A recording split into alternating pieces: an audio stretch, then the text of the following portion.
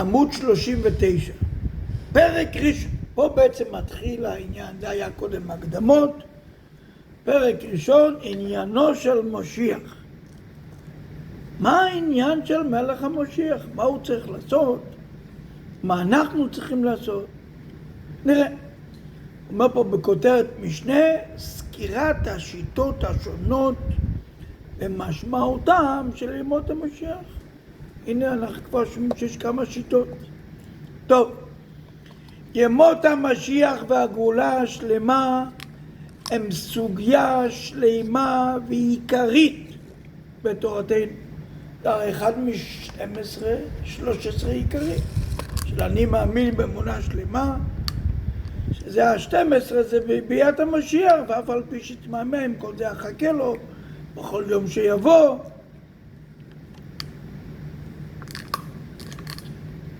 סוגיה שלמה ועיקרית בתורתנו. וככל ענייני התורה, יש בה פנים לפנים, משמעויות גלויות, משמעויות פנימיות, ומשמעויות פנימיות עוד יותר. וכיוון שכך אפשר למצוא בדברי הנביאים והחכמים תיאורים שונים למאורעות של ימות המשיח, וביאורים שונים למשמעות של ביאת המשיח, שבשטחיות יכולים להיראות כסותרים זה לזה.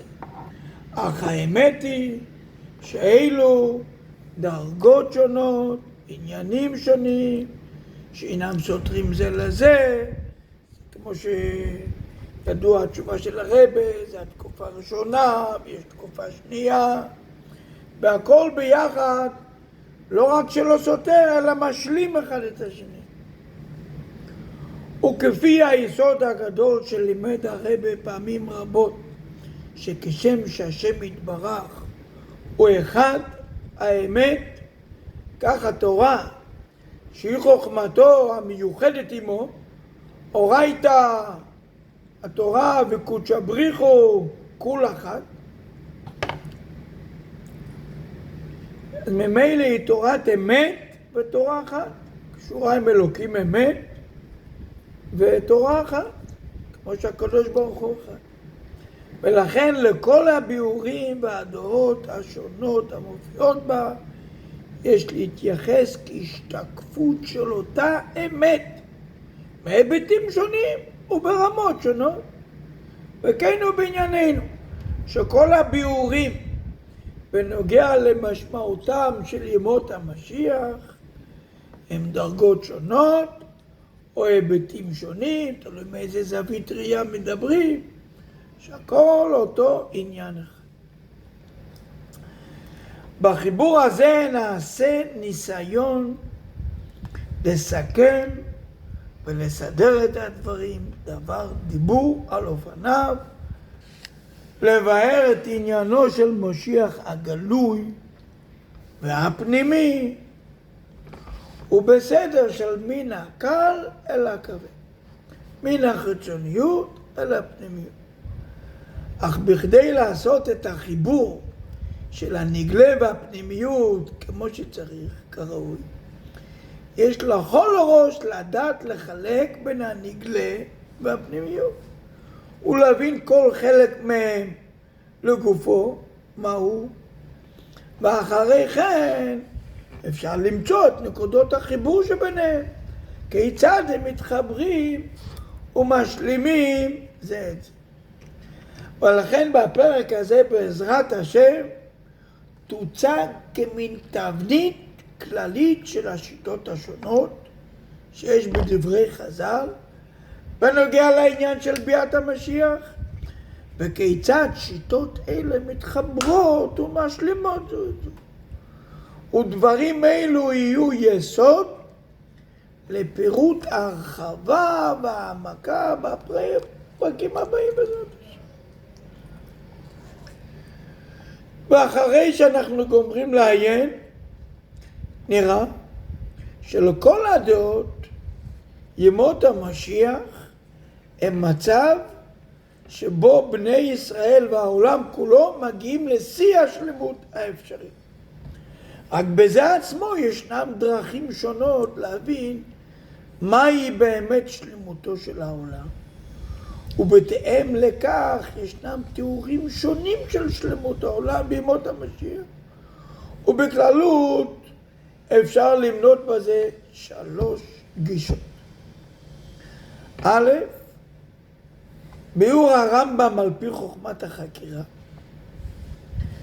שלמות הבריאה היא שבני האדם יכירו וישיגו בשכלם את גדולתו יתברך. ב', ביאור תורני הלכתי. תכלית הבריאה היא התגלות מלכותו יתברך בכל העולם, וזאת על ידי קיום המצוות. לאו דווקא מתוך השגה שכלית. דווקא שהוא מבטל את השכל שלו. הוא מקיים את המצוות בדרך קבלת אור על מלכות שמיים. כל העולם יקבל את עול מלכותו יתברך. ג', ביאור חסידי. תכלית הבריאה היא להיות לו יתברך דירו בתחתונים. שהקדוש ברוך הוא עצמו, מה שאי אפשר להשיג אותו בשכל, הוא ידור ויתגלה בכל עצמותו כאן בעולם הזה. זה 3 הגישות. ולפי זה מובן שישנם 3 אופנים לבאר מהי המשמעות המיוחדת של ימות המשיח, שעליה נאמר שזה שיא השלמות, תכלית הבריאה. א', בימות המשיח ידיעת השם תקיף את כל האנושות, וכולם יגיעו להכרה שכלית במציאותו וגדולתו, וכדברי הנביא לא יאמרו עוד איש לרעהו לאמור דעו את השם, כי כולם ידעו אותי, כי מלאה הארץ דעה את השם. זה אופן אחד. ב', בימות המשיח, מה שאמרנו קודם על קיום המצוות, תתגלה מלכותו יתברך בכל העולם והכל יעבדו אותו ויקיימו את כל מצוותיו כנאמר והיה השם למלך על כל הארץ. ג', בימות המשיח יתגלה הקדוש ברוך הוא בכל נוכחותו בעולם הזה, וכנאמר לא ייכנף עוד מורך, שהפירוש הוא שלא יתחסה ממך בכנף ולבוש, אלא והיו עיניך רואות את מורך. וכפי שהתבאר בעזרת השם בפרטיות. כמו שאמרנו, הדעה של הרמב"ם, על פי חוכמת החקירה, תכלית הבריאה זה ידיעת השם. הרמב"ם מעיד על עצמו שדרכו היא לקבץ בין התורה ובין המושכל, שכל. וכשהרמב"ם מדבר על מושכל, כוונתו בעיקר לחוקי הטבע וחוכמת החקירה והפילוסופיה, עליה הוא מדבר בספרו מורה נבוכים. עקרונות ממנה, חוכמת החקירה והפילוסופיה, משולבים במקומות רבים בשאר חיבוריו ההלכתיים. הנה, בהקדמתו הכללית לפירוש המשנה כותב הרמב"ם שמההתבוננות במציאות הטבעית נראה ברור שהיא מערכת אחת שלמה שיש בה דרגות זו למעלה מזו, המשרתות זו את זו, וכולן יחד מכוונות למטרה ושלמות אחת. ולפי זה מבאר הרמב"ם שתכלית כל הנבראים שבעולם ושלמותם היא לשרת את האדם, ותכלית האדם ושלמותו הוא כאשר עוסק בחוכמה חוכמות בכלל, ובידיעת אלוקות בפרט, וכלשונו שם שנצטט, שהוא מצטט. דע, לשון הרמב"ם, קטע. כי הקדמונים חקרו חקירה עצומה, שנתקיים אצלם, שכל דבר נמצא, כל המציאות, כל דבר נמצא, יצטרך על כל פנים להיות לו תכלית, אשר בשבילו הייתה מציאותו. כי לא לדבר ריק נמצאו הנמצאים. הכוונה שהם נבראו. וכאשר נתקיים להם, לחוקרים, הקדמונים, זה הדין הכללי, התחילו לחלק כל הנמצאים, לדעת תכלית כל מין מן המינים הנבראים. אך על דרך כלל, הכל לשונות של הרמב"ם, בהקדמתו לפירוש המשנה. אך על דרך כלל יש לדעת שכל הנמצאים שתחת גלגל הירח נמצאו בשביל האדם לבדו. ואי אפשר לכל עשב ולכל פרי ולכל מין מבעלי החיים, מן הפילים עד התולעים, שלא יהיה בהם תועלת לאדם. וכאשר מצאו שתכלית כל אלו העניינים ולמציאות האדם, וצריכו לחקור כמו כן למה נמצא האדם, ומה הייתה כוונת יצירתו. ומצאו כי תכליתו פועל אחד בלבד, ובשבילו נברא.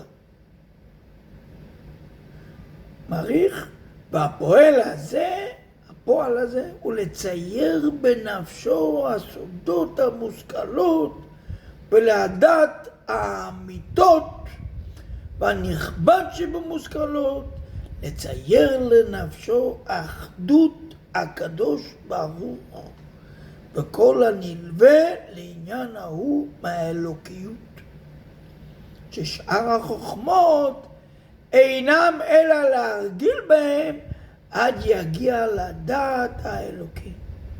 ואם כן, נתבהר מכל אשר אמרנו, מסיים הרמב"ם, שהכוונה בבריאת כל מה שיש בתוך העולם ההווה והנפסד אינו, אלא איש שלם, כולל החוכמה והמעשה. עד כאן לשון הרמב"ם.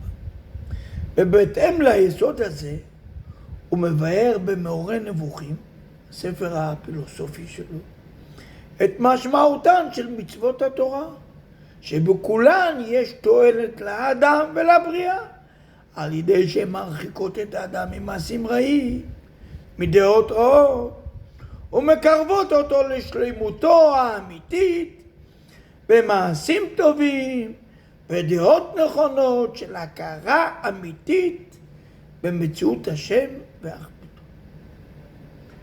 אומנם, בהיות נפש האדם מחוברת בגוף, הגוף מגביל את השגתה, ואי אפשר לה להגיע להשגה האמיתית במציאות השם. ולכן רק בהיפרד הנפש מהגוף לאחר המוות, אז יכול האדם להגיע להשגה אמיתית יותר במציאות השם. וזוהי השלמות והעונג האמיתי אליו האדם יכול לשאוף, שכל שאר התענוגים הם הבל לפניו. וזהו העולם הבא מוזכר בדברי חז"ל. ובלשון הרמב"ם בהלכות תשובה, נצטט עוד פעם את הרמב"ם בהלכות תשובה, הטובה הצפונה לצדיקים היא חיי העולם הבא, והיא החיים שאין מוות עמהם, והטובה שאין עמה רעה. הוא מעריך, העולם הבא אין בו גוף וגבייה, אלא נפשות הצדיקים בלבד בלא גוף, כמלאכי השרת. אחרי זה הוא ממשיך, כך אמרו חכמים הראשונים, העולם הבא אין בו לא אכילה ולא שתייה ולא תשמיש, אלא צדיקים יושבים ועטרותיהם בראשיהם ונהנים מזיו השכינה. הרי נתברר לך שאין שם גוף, לפי שאין שם אכילה ושתייה. ומהו זה שאמרו נהנים או יושבים מזיו השכינה? שיודעים ומשיגים מאמיתת הקדוש ברוך הוא מה שאינם יודעים כשהם בגוף האפל השפל. וכמה דוד, כמה לך בשרי, כמה דוד והתאבל לחיי עולם הבא. שנאמר לולא האמנתי לראות בטוב השם בארץ חיים. כבר הודיעו לו החכמים הראשונים שטובת העולם הבא אין כוח באדם להשיגה על בוריה. ואין יודע גודלה ויופייה ועוצמה, זאת אומרת עוצמתה, אלא הקדוש ברוך הוא לבדו. אין לה ערך ודמיון. ולא דימו הנביאים כדי שלא יפחתו אותה בדמיון. יתחילו לדבר פה ושם, אז עוד אנשים שלא יודעים להפשיט את הנמשל מהמשל, עוד לא יבינו ועוד יפחתו אותה למה שהחכמים רוצים שיהיה. פה לא מזכיר את העניין של יושבים ונהנים. הכוונה יושבים, זה הכוונה בשלווה. אחד שעומד אז הוא בעמידה. יושבים זה יותר מנוחה ושלווה. ועטרותיהם בראשיהם זה כל הנמשל על העוצמה של ההשגה שלו. וכפי שהרמב"ם מבאר שם, זוהי משמעותו של שכר המצוות שהבטיחה התורה, למען ייטב לך והארכת ימים, שכביאור חכמינו זיכרונם לברכה, הכוונה לעולם שכולו טוב ועולם שכולו ארוך. שעל פי דברי הרמב"ם, הכוונה היא לעולם הנשמות, שיש בו רק עונג נצחי ולא הפסק. ולכן, את כל ההבטחות בתורה על שכר גשמי בעולם הזה, כמו שאמרנו בפרשה, אם בחוקותיי תלכו ונתתי גשמכם בידם, מפרש הרמב"ם שאין הם תכלית לעצמה, לאמצעי לאפשר את קיום המצוות במנוחה ולעסוק בידיעת השם. שעל ידי זה האדם מתקרב לשלמותו האמיתי, אותה ישיג רק בעולם הבא, שזהו השכר האמיתי כנ"ל. ובלשונו שם, מאחר שנודע שמתן שכרן של מצוות והטובה שנזכה לה אם שמרנו דרך השם, הכתוב בתורה, שמה זה חיי העולם הבא? זה השכר. אם כן נשאלת השאלה, מהו זה שכתוב בכל התורה כולה, אם תשמעו יגיע לכם כך וכך, כמו שהזכרנו גשמכם וגשמיות, ואם לא תשמעו יקרה אתכם כך וכך, וכל אותן הדברים בעולם הזה, כגון שובע, רעב, מלחמה, שלום, מלכות, שפלות, ישיבת הארץ, גלות, הצלחת מעשה, הפסדו, ושאר כל דברי הברית. אז הכל מדובר בעולם הזה. אנחנו אומרים שהתורה אומרת לנו שהעולם הבא זה העיקר, זה השכר. אז מה זה כל השכר שהם מדברים פה על עניינים של העולם הזה? עונה הרמב"ם, כך הוא עצה הדברים, הצעת הדברים. הבטיחנו בתורה שאם נעשה אותה בשמחה ובטובת נפש ונהגה בחוכמה תמיד,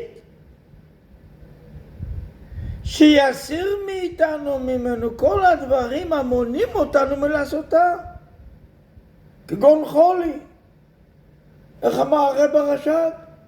ההלם הכי גדול על אלוקות זה בריאות הגוף והנפש. מלחמה, רעב וכיוצא בהם. אי אפשר להתעסק בסוגיה כשרעבים. אז אם אנחנו נקיים את התורה והמצוות, הוא ייתן לנו אפשרות שבאמת נוכל לקיים את התורה והמצוות כמו שצריך. וישפיע לנו כל הטובות המחזיקות את ידינו לעשות את התורה. כגון שווה ושלום וריבוי כסף וזין ואכלתי צדקות. יהיה שבע, יהיה שלום. כדי שלא נעסוק כל ימינו בדברים שהגוף צריך. אלא נשב פנויים ללמוד בחוכמה ולעשות את המצווה כדי שנזכה לחיי העולם הבא. אבל מה הזכייה? בעיקר עולם הבא. להבין ולהשכיל בגדולת השם הרבה יותר מה שהגוף פה מגביל את הבן אדם. ולפי זה ממשיך הרמב"ם ומבאר בנוגע לביאת משיח, שהם גם חלק מאותו עניין, הבירור מה שהוא נותן. דרך לזכות לחיי העולם הבא. גם ביאת המשיח, שהוא יבוא פה בעולם הזה, זאת לא התכלית. התכלית הוא עולם הבא. ברוך אתה אדוני אלוהינו מלך שהכל נהיה בדברו. אמן.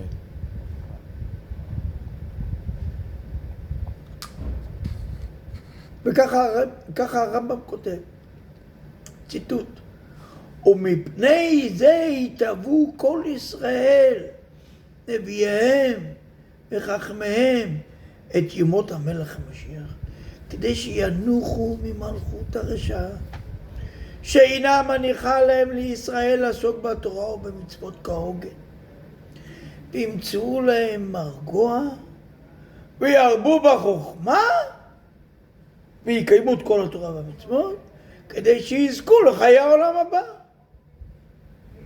לפי שבחיי העולם הבא, באותם הימים, תרבה הדעה והחוכמה והאמת, שנאמר, כי מלאה הארץ דעה את השם, ונאמר, ולא ילמדו עוד איש את רעהו ואיש את אחיו, ונאמר, והסירותי את לב האבן מבשרכם, ומפני שאותו המלך, שיעמוד מזרע דוד בעל חוכמה יהיה יתר משלמה, ונביא גדול הוא, קרוב ממשה רבינו, ולפיכך ילמד כל העם ויורה אותם דרך השם, ויבואו כל הגויים לשמו, שנאמר, והיה באחרית הימים נכון יהיה הר בית השם בראש הערים, ונערו אליו כל הגויים. בסוף השכר כולו, והטובה האחרונה שאין לה הפסק ולא גירעון, הוא חיי העולם הבא. אבל ימות המשיח, העולם הזה, עולם כמנהגו נוהג, הולך. אלא שהמלכות תחזור לישראל, וכבר אמרו חכמים הראשונים, אין בעולם, בין העולם הזה לימות המשיח, על השיבוד מלכות בלבד, שנוכל לקיים את התורה ומצוות ולשבת להיות פנים לחוכמת התורה, כדי להגיע הכי הרבה, הכי מושלם, להטובה האחרונה, שזה ימות חלק לעולם הבא. זאת אומרת, ימות העולם הבא, ששם זה יהיה השלם. לסיכומם של דברים למדנו כמה עניינים. א', עניינם של ימות המשיח, תקופה בה תרבה הדעה והחוכמה והאמת בכלל, ובפרט לבני ישראל שסבלו בגלות עד אז. שבזמן המשיח ימצאו להם מרגוע וירבו בחוכמה, ואומנם יהיה אז שפע גשמי, אך אין לראות בשפע זה תכלית לעצמו, רק אמצעי מטרה על עניין נעלה יותר, ריבוי החוכמה, כאן נזכר לבית. עניין השני שאנחנו מסכמים, בהתאם לכך מתאר הרמב"ם בדמותו של מלך המשיח, שמשיח הוא שלמות החוכמה האנושית, כמו שאמר יותר משלמה. כאן נזכר ללשותו המלך שיעמוד מזרע דוד, בעל חוכמה יותר משלמה, ונביא גדול הוא קרוב למשה רבינו. וכביאור הרמב"ם במקומות אחרים שנבואה היא גם עניין של חוכמה ושכל. שפע של חוכמה עליונה השורה על האדם שראוי לכך מצד חוכמתו שלו. ומחוכמתו הגדולה של משיח תושפע החוכמה לכל האנושות על ידי שמשיח ילמד כל העם ויראה אותם דרך השם ויבואו כל הגויים לשם. עוד עניין אנחנו למדנו כעת, שכל זה, הידיעת השם שתהיה בימות המשיח, עדיין איננו התכלס האחרונה, אלא רק אמצעי ותחנה בדרך להשלמות והתכלית האמיתית שזה בעולם הבא. כי כנ"ל, לידיעת השם אמיתית, אפשר להגיע רק בעולם הנשמות, ולכן לשיטת הרמב"ם, גם בימות המשיח וגם לאחר תחיית המתים, ימשיכו הנשמות להיפרד מהגופים ויעבור למנוחתן ושלמותן הנצחית בעולם הנשמות. ובהתאם לכך מבאר את משמעות הציפייה והתאווה לראות המשיח. כי כנ"ל תשוקת החכמים והנביאים היא לחיי העולם הבא, זו התחנה האחרונה. וגם התשוקה שלהם של לימות המשיח זה רק כאמצעי להגיע לשלמות על ידו לעולם הבא כנ"ל.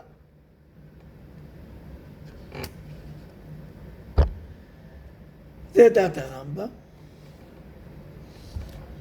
עד כאן היום.